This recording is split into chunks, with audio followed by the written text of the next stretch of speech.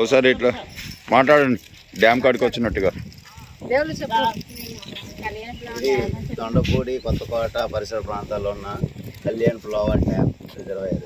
ఈ కిందని కొన్ని వేల ఎకరాల భూమికి సాగునీరు అందిస్తుంది.